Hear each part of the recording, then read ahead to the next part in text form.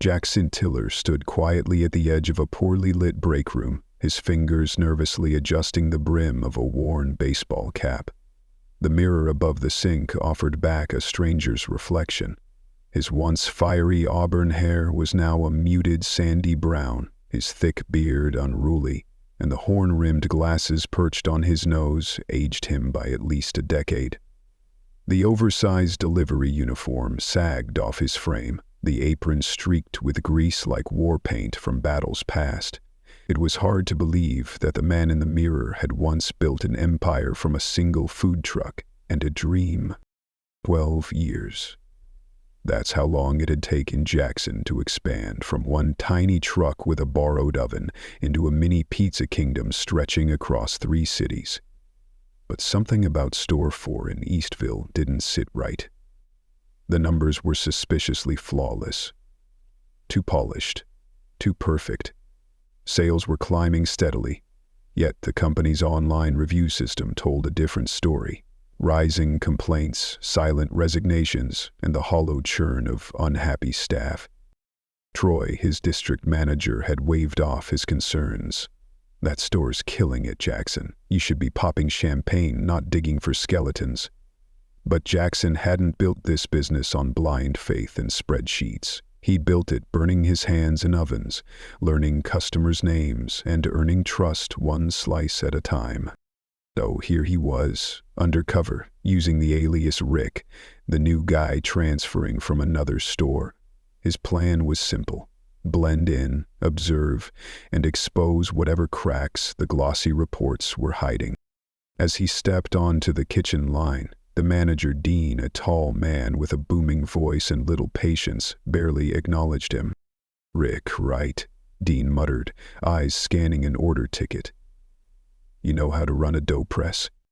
"Yeah," Jackson replied, keeping his voice low. "Did it a lot at my last store." "Good, then keep up. Lunch rush hits like a freight train, and I'm not here to babysit." Dean spun away, barking instructions before disappearing around the prep counter. Jackson rolled up his sleeves and got to work. The kitchen was tight and loud, ovens growling like beasts, the air thick with the sharp tang of garlic and the hum of hot grease. He moved next to Alyssa, a shift lead who danced through the chaos with precision and purpose. Her ponytail swung like a metronome as she flipped pizzas with practiced ease. "You're doing all right," she said, tossing a glance over her shoulder as the oven timer screeched. "Most newbies tap out before their second pie." "Thanks," Jackson muttered, sweat trickling down his spine. "Bit rough, though." She nodded slightly toward the front of the store. "Dean's intense, runs a tight ship, but it's all about numbers for him." "That's it." Jackson arched an eyebrow. "Numbers?" Alyssa dropped her voice. "Last week, I logged 3 comps, burnt pies, wrong orders. Dean told me to delete them, said it hurts our image." Her words hung in the air like the smoke curling from the crusted oven. Jackson felt a hard knot forming in his chest.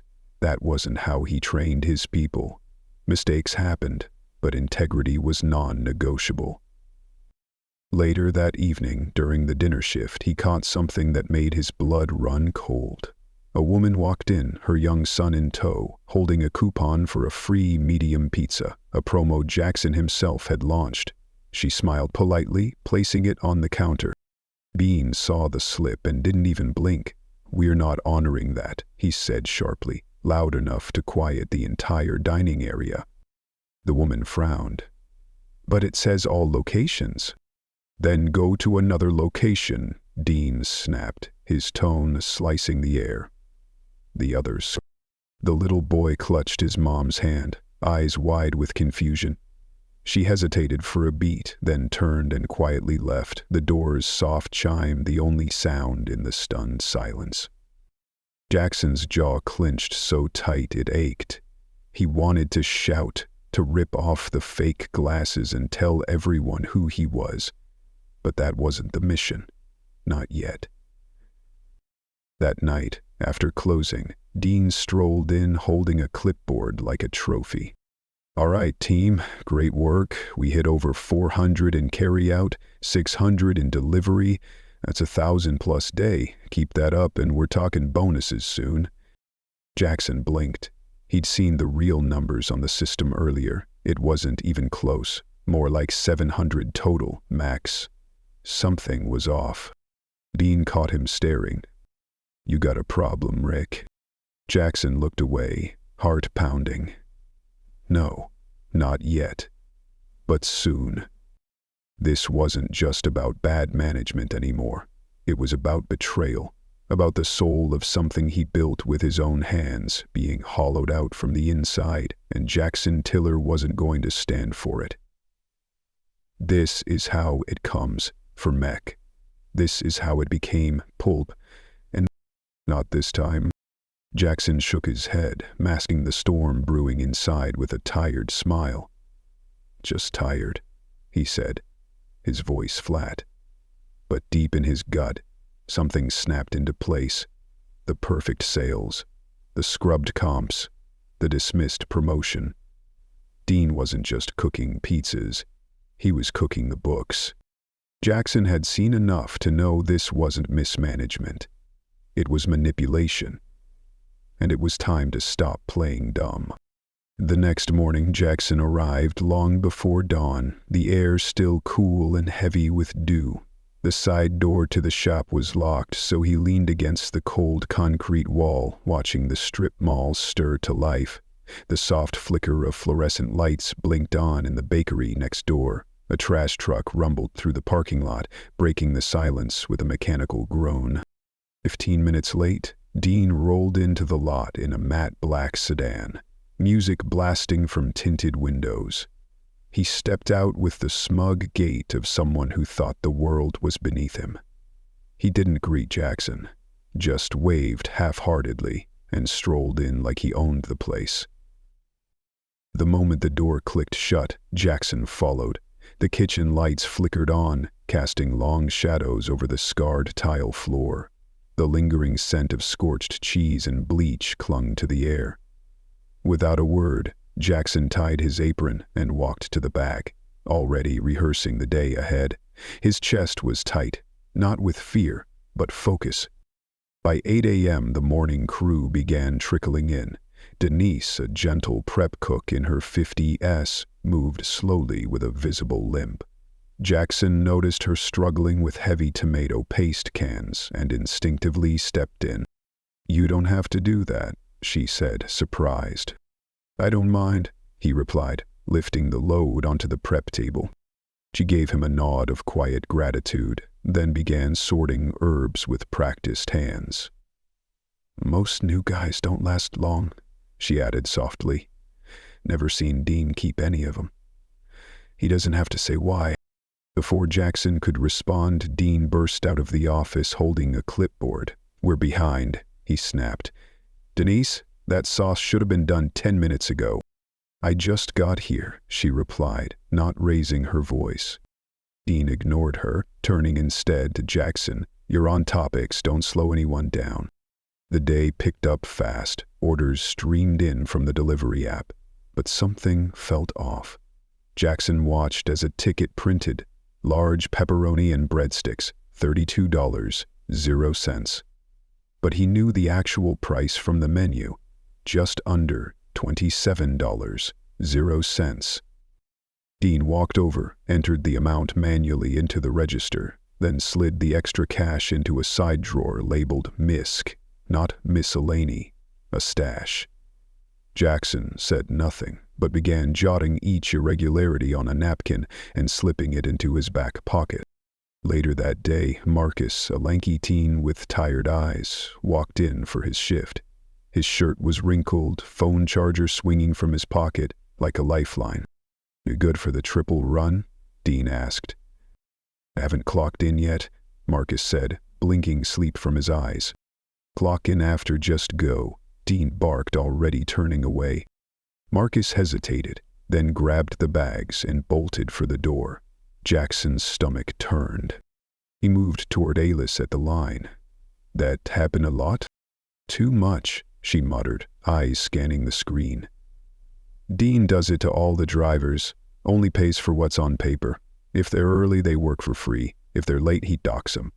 Every minute counts. Except when it doesn't for him. Jackson's jaw tensed. Is that even legal? She gave a weary shrug. Who has time to fight it? At 5 p.m., Riva came in, a woman with razor-sharp focus and quiet strength. 10 minutes in, Dean was on her like a hawk. That's portion control to you? He barked, pointing at her pizza. That's supposed to be 4 ounces. That's exactly 4, she replied steady. Dean scoffed, scooped the cheese back into the bin, waited. 3.9, he smirked. Riva didn't flinch. Scales off. I checked it. Tad wrong. Dean leaned in close. His tone turned dark. You've been slipping, Riva. Don't think I haven't noticed. She didn't reply, just reset the scale and went back to work. Jackson stepped beside her. You okay? She didn't meet his gaze. Been here 2 years. No raise. Dean says I'm not consistent enough. Will you ever ask corporate? She laughed bitterly. They don't answer. Everything goes through him. That was the final straw. Jackson had seen enough. But he needed undeniable proof. So, when Dean stepped out for his usual 40-minute car break, Jackson slipped into the office. The door was unlocked. The computer still logged in. He pulled up the previous day's sales reports. The numbers didn't match the register tickets. Rounding, edits, missing orders. Refunds logged as inventory losses. A delivery split into 2 to pad the count. He snapped photos on his burner phone. Then he spotted the employee time logs. Marcus missing 3 hours. Riva's shift marked left early, even though Alyssa said she closed that night. This was no longer suspicion. It was theft. He heard footsteps and bolted out, grabbing a box of gloves to cover his tracks, just as Dean walked in. Dinner rush hit like a thunderclap. A large family entered. 6 people, 1 boy with a visual impairment. The mother gently asked if they could sit away from the window glare. Dean didn't even look up. Tables are where they are, no reservations. But she started, gesturing toward her son. Dean shrugged. Not my problem. Jackson's body moved before his mind did. There's a booth around the corner, he said gently. Left side. It's shaded. The woman blinked, surprised. Thank you. Dean's eyes narrowed. You're not a host, Rick. I'm helping a customer. You're not paid to make decisions. Jackson stepped closer, voice low. No, but I am paid to care. Dean let out a sharp, bitter laugh. You're starting to think you matter. That was it. After closing, once the last pie had been boxed and the floor mopped, Jackson pulled Alyssa, Riva, and Marcus aside. His voice was calm, steady, but there was fire behind his eyes. You guys mind sticking around for a few? Because the game was about to change. They looked puzzled at first, exchanging wary glances, but each nodded slowly. Something in Jackson's voice, quiet but charged, told them this wasn't just another speech. Inside the office, Dean was hunched over a stack of bills, counting cash like it was his throne. Jackson didn't knock. He stepped in and closed the door behind him. We need to talk, he said flatly. Dean didn't even look up. If it's about the register, I'll reconcile it later. It's about everything, Jackson replied. Dean finally looked up, irritated. You've been here 5 days. You don't know how this place runs. Jackson said nothing. Instead, he reached up, removed the battered cap, took off the glasses, and straightened to his full height, his presence suddenly commanding. My name is Jackson Tiller, he said evenly. I own this company. Dean's face went pale, frozen in disbelief. Somewhere outside, a mop clattered to the floor. Jackson stepped aside and gestured toward the kitchen. Come with me. Dean followed silently, his confidence unraveling with every step. The staff had stopped working. Riva stood with arms crossed, Alyssa's hands clenched into fists. Marcus leaned against the wall, still as stone but eyes sharp and focused. Jackson turned to them. "I went undercover to see what was really happening here. I've reviewed the sales reports, time logs, and watched how customers were treated."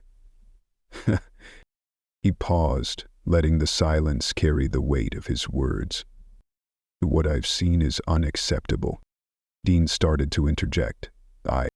You falsified reports," Jackson said coldly. "You denied customers company promotions. You forced people to work unpaid. You manipulated numbers to inflate your performance." Dean's face flushed with heat. "I was maximizing efficiency." "No," Jackson snapped. "You were exploiting people." He turned back to the staff, his voice calm but resolute. "As of now, Dean is no longer employed here." Dean's mouth opened in protest, but Jackson cut him off with a single raised hand.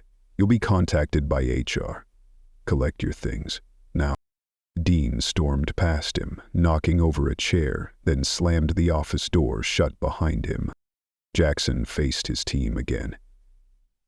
"I owe you all an apology. This is not the company I built, and it's not what any of you signed up for." For a moment, nobody spoke. Then Alyssa stepped forward slowly, her voice hesitant. "You're really the owner?" "You're looking at her." "I am." She looked at Riva, then Marcus, then back at Jackson. "Then stay," she said. "Just a few more shifts. Let us show you what this place could be." "Without him?" Jackson nodded. "I will." The next morning, Jackson walked through the front door. Not in disguise, not pretending. Just a simple black polo with the company logo stitched over the heart. The same one he wore when he opened his second store 6 years ago. It was just before dawn. The parking lot was nearly empty, except for Elisa's small hatchback parked under a flickering lamp. Inside, the air was still cool, the ovens silent. Alyssa looked up from the dough station, startled. Then she nodded. "You're really back." "I said I would be." She wiped her hands on her apron. "Just figured someone else would show up, say everything's fine now." "I don't delegate redemption," Jackson said. "Not this time." By 7 a.m., Riva and Marcus had clocked in. Denise came in a bit slower, her gait stiff, but her eyes lit up when she saw Jackson at the prep table, helping slice onions. "I'd never seen a corporate guy clean a slicer," she said with a smile. "Then I've been doing it wrong," he replied. The morning ran smoother than the day before. Orders were manageable, without Dean's shadow looming. The air felt lighter, even hopeful, but cracks still lingered. There was no assistant manager. Alyssa was juggling inventory reports while managing the line. The phone rang off the hook and no one was assigned to answer it. Jackson picked it up himself, 3 times. At 10:30, a young man in his 20s walked in. Thin, nervous, zipped-up jacket despite the heat. "Is Dean here?" he asked quietly. "He's not with the company anymore," Jackson said. The man hesitated. "He told me I could start today. Said I had a shot if I covered weekends. Said he'd pay me next week." Elisa, walking out of the cooler, froze mid-step. Jackson stepped closer. "Did he ask you to work without paperwork?" The man nodded. "Leave your name and number with Alyssa," Jackson said gently. "If there's a real job, we'll call." The man scribbled and left without another word. Riva shook her head. "That's the 3rd one this month." Jackson clenched his jaw. No more off-the-books hires, ever. By noon, the kitchen was struggling. They were short 2 staff. Jackson bounced between the make line and register. Orders piled up. One customer called, angry their delivery was 2 hours late. Marcus returned, soaked in sweat. "It's not even how many deliveries," he panted. The app's giving me 15-minute windows, but some addresses are 20 minutes apart. Jackson checked the delivery tablet. Dean had disabled the distance filters, likely to boost volume regardless of feasibility. Jackson reactivated the filters. You'll still get orders, but only ones you can fulfill. Marcus exhaled with relief. Thank you. At 2:30, Jackson called a staff huddle. They gathered near the back, near the dry goods shelf, faces flushed, aprons stained. I'll be honest, Jackson said. This store has been running on fumes. No assistant manager, no schedule structure, no accountability. That ends now. Riva folded her arms. We've heard that before. I'm not people, Jackson replied. I'm the owner, and I'm not leaving until this place stands on solid ground. Denise looked up from her notepad. Then we'll hold you to it. That afternoon, Jackson called Troy, the district manager, asked him to meet face to face. When Troy arrived, he took in the kitchen like it was foreign territory. His suit was crisp, his shoes spotless, too clean for someone who claimed to check in regularly. You saw the reports? Jackson asked. I did. Troy said. Yeah, I mean, it's bad. But Dean always hit numbers. I figured he was just intense, falsifying data, harassing staff, forcing unpaid hours. Troy squirmed. I didn't know all that. Look, every store has its grind. They weren't good numbers. They were lies. Troy hesitated. So what now? You're done, Jackson said. You'll never manage another store under my name. You can't, Troy started. I can, and I just did. Troy's expression soured, but he turned and walked out without a word.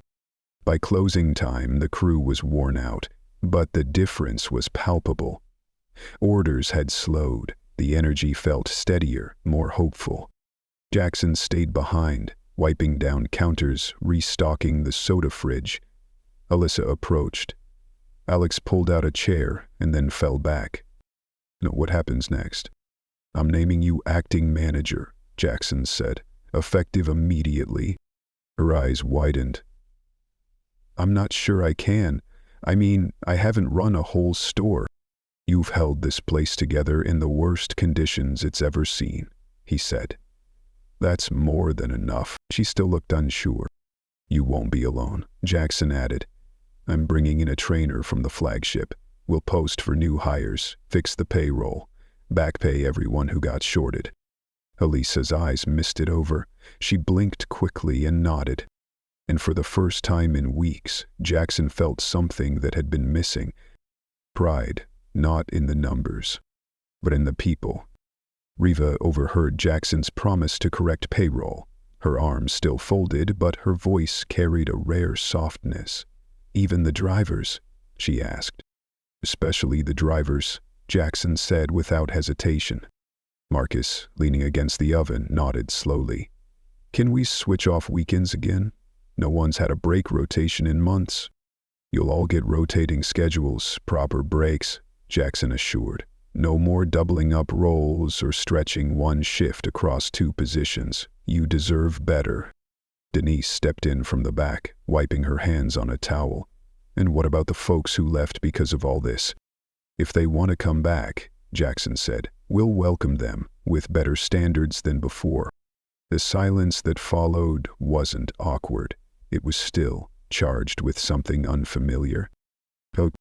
Jackson walked to the register and tapped a few keys.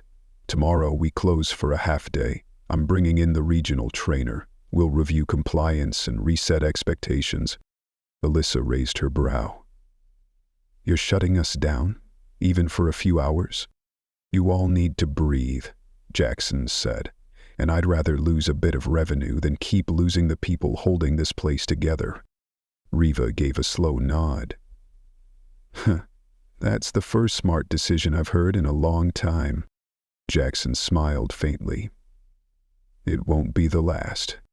They returned to cleaning, but this time, the quiet was different. It wasn't heavy. It was deliberate. a silence full of purpose, like brushing dust from a long-forgotten blueprint. When the final oven cooled, Jackson stood in the doorway watching his team trickle out. Elisa turned before getting into her car. "You meant it? You're not just here to clean up and vanish?" Jackson nodded. "I'll be in tomorrow, same time." She stared at him for a beat, reading his face, then got in and drove off. He locked the door behind him and turned back toward the quiet kitchen. The scent of garlic and dough still hung in the air, but this time it didn't mask dysfunction, it just belonged. The next morning, he arrived just after sunrise, clipboard in hand, sleeves rolled. A white paper sign on the door read, "Temporarily closed for internal review and training. Thank you for your patience." Inside, Reva was already at the prep station slicing mushrooms. She looked up, nodded, and returned to work. No words, just trust. Quiet, unspoken, but real. By 8 a.m., Elisa and Marcus arrived. Denise followed not long after, slower than usual, but waved off Jackson's help. "I've been climbing stairs longer than you've been running this company," she said with a smirk. At 9, 2 new faces entered.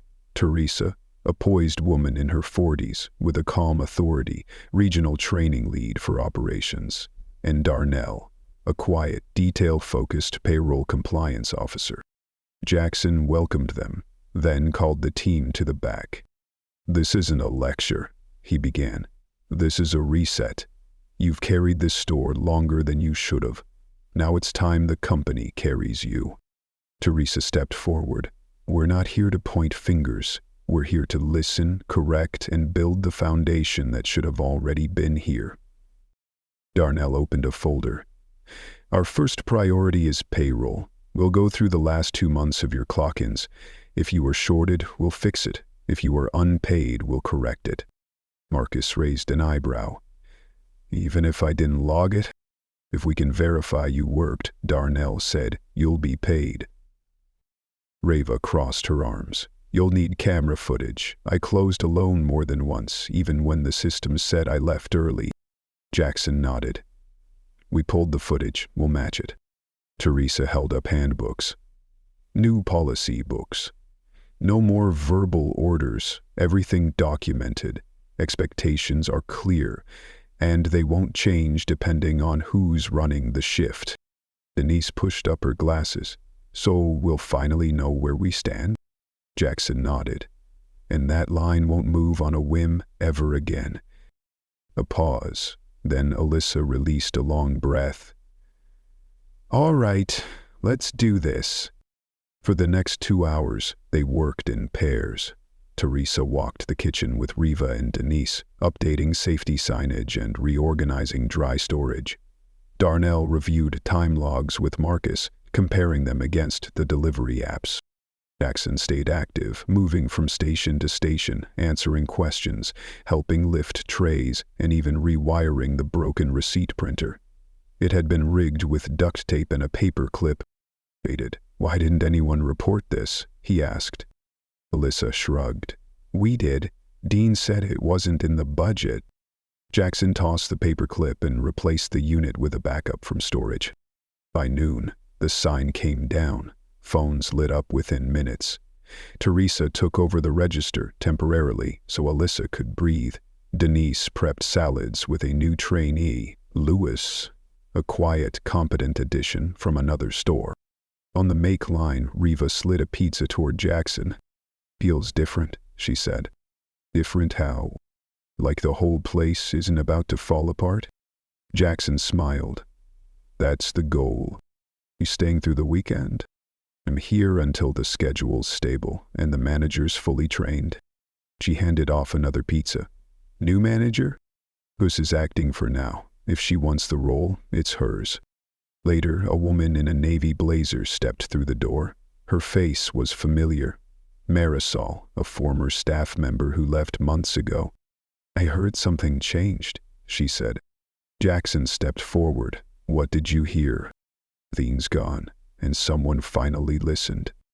He motioned toward the back. "We'd like to talk, if you're open to returning." I left because Dean said my hours were cut due to soft skills. Said I wasn't upbeat enough for front of house. Jackson didn't blink. "You weren't the only one. That's not how we do things anymore. I've got another job now, but it's part-time. If you want consistency, we have it, and we'll respect your time." She looked around, saw Riva, Denise, the rhythm of a different kind of shift, then nodded. "I'll give it a shot." That evening, with a dinner rush easing and the sky turning gold behind the strip mall, Jackson gathered the crew again. This time, they weren't stiff. There was no guarded silence, only shared fatigue and something steadier. "I won't pretend everything's fixed," Jackson began, "but this store is going to be built around people, not just numbers." He paused. "Effective immediately, every wage discrepancy will be corrected. You'll get rotating schedules, updated training, quarterly reviews with real feedback, and raises will be based on performance, not politics." Marcus leaned against the wall. "And if it goes sideways again?" "You won't report to one person," Jackson said. "You'll have a direct line to corporate and to me." Riva smiled faintly. "So we're finally part of the company we actually work for." "You always were," Jackson said. "We just didn't act like it." Alyssa stepped forward, flowers still on her hands. "I'll take the manager role," she said. "But I want training, no shortcuts." "You'll get every resource," Jackson said, "and accountability goes both ways." Denise gave a small smile. "Then we start clean." One by one, they nodded. Jackson stayed behind long after close. The smell of oregano and dough still filled the air, but now it was just scent. Not a cover, not a mask, just part of the story. He walked the floor slowly, noting the changes, real ones. New signage on the employee board, a working phone line, a prep schedule posted for the next week. In the break room, an open journal lay on the table. Inside were handwritten notes from Teresa's session. And beneath them, scribbled in bold letters, "We deserve better. And we're not going back." Jackson closed the journal, turned off the lights, and locked the door behind him. He didn't need to look back. He knew exactly what they were building ahead.